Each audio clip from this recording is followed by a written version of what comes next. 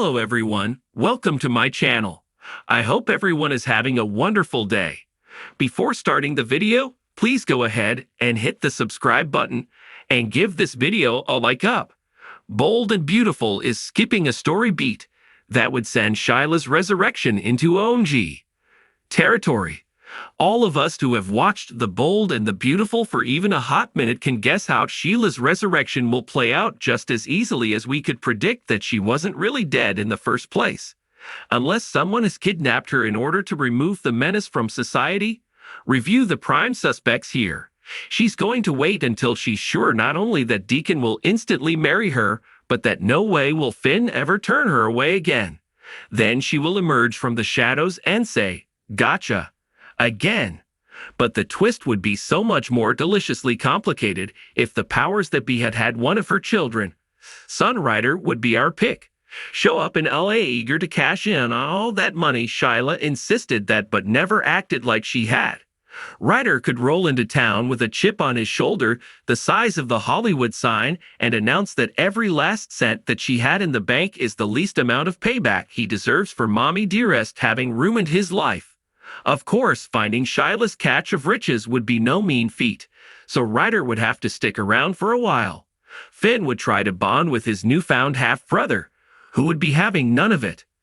"I don't want any more to do with you than I did her," Ryder would argue. But he'd have a harder time shutting down Steffi. He might even see in her a little of the wildness that drew him to Young and Restless Jana when he was on that show. See below. Eager to get rid of Ryder and any remnants of Sheila, Steffi would help him try to crack the case of the missing money. In doing so, they'd be forced to notice that they feel a pull to one another.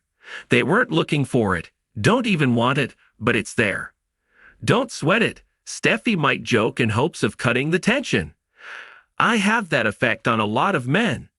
That would be that. Until Steffi catches hope in what at least appears to be a compromising position with Finn. Hey, she did say her stepsister could expect some payback. In a fit, she'd seek out Ryder and act on the attraction that's been threatening to boil over. Only afterwards would she find out that nothing had transpired between Finn and Hope. In essence, Steffi had thrown herself at Ryder for no reason other than, gulp, she'd wanted to. Then and only then would Sheila reveal that she's alive. And having been keeping a close eye on the goings-on in her absence, she'd be in the know about Steffi's tryst with Ryder.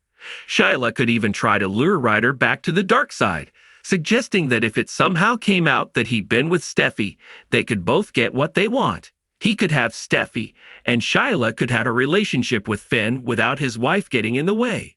"I might even fork over some of that money you're so interested in to sweeten the deal," she might add. Since Wilson Bethel, who played Ryder on Young and Restless, has become a primetime mainstay, he spent the last 4 years starring on All Rise. Bold and Beautiful would probably have to recast.